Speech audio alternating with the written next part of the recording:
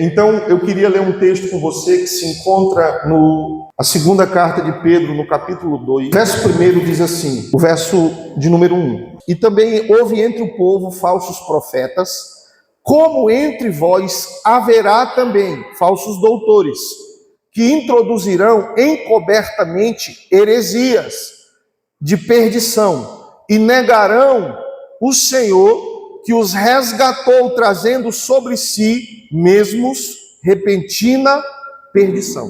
Um dos grandes desafios hoje para a vida cristã é você chegar a um consenso acerca da verdade, pelo fato de existir muitas informações acerca do mesmo assunto. Muitas pessoas às vezes não querem ser hereges, elas apenas transmitem, passam para frente determinada informação que está às vezes distorcida e às vezes está com uma conotação indicando para outro lado, sem ser o propósito original da mensagem.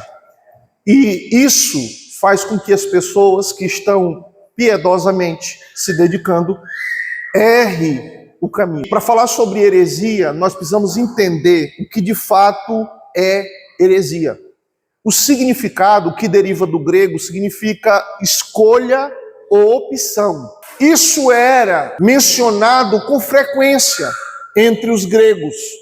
No entanto, ao passar dos anos, quando nós chegamos ali pelo primeiro, segundo e terceiro século da era cristã, nós vamos ver que a heresia, ela toma outra conotação. Ela passa a ter um viés negativo com relação à verdade distorcida, ou meia-verdade. Então, quando você vai observar essa palavra já próximo da Idade Média, ela já não é mais a opção ou a escolha, mas ela é algo que define um erro doutrinário, um erro acerca de determinado assunto. Quando você pega verdades e adiciona ou tira, você transforma aquela verdade em uma heresia. Se nós não tivermos cuidado de observar isso, o que vai acontecer? A gente vai receber aquilo como verdade e os valores e crenças que são construídos em nós são a partir das informações que nós recebemos. Se você recebe uma informação verídica, verdadeira, a sua crença, a sua fé, os seus valores vão se apoiar naquilo.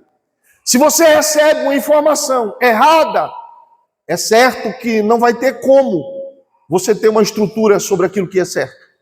Você vai ter esse grande problema de estar apoiado numa inverdade. Se nós entendermos que a heresia é algo prejudicial à vida cristã, nós vamos estar atentos com relação a esse bichinho chamado heresia, que vem mexendo com a cabeça de muita gente. Então, você entendeu o que é heresia? Alguns classificam a heresia como errar o alvo. Você está indo aqui e erra o alvo. Então você comete uma heresia. Por exemplo, o texto diz uma coisa e você pega um entendimento que você tem sobre ele e coloca outra coisa além do que o texto está dizendo. E passa isso como informação para a vida das pessoas. A alma se alimenta de informação. E se essa informação não for verídica, aquela alma ela vai estar se solidificando com falsos ensinos. E isso já foi advertido, primeiramente, por Jesus no capítulo 24, a partir do verso 4 em diante. E depois é ratificado pelos próprios apóstolos, Paulo, João, Tiago, Judas, vão falar sobre esse assunto, de ter cuidado com os homens que viriam disseminando heresia no corpo da igreja. E só para você ter noção, no ano 160 da era da igreja, já tinha mais de 64 seitas, só no primeiro século, indo para o segundo, 64 seitas. Irmão, para aqueles dias, é um volume muito grande de seitas. Mas o que ocorreu? Exatamente a pluralidade de pensamentos acerca do mesmo assunto. Nós temos um assunto no primeiro século. Qual é esse assunto? Jesus de Nazaré. Então, todas as informações giraram em torno desse nome e da doutrina que estava sobre esse nome. Consequentemente, grupos de pessoas, de cristãos, né, foram sendo criados e transmitido a informação. Jesus não era assim, ele era assim. A Bíblia não ensina desse jeito, ela ensina desse.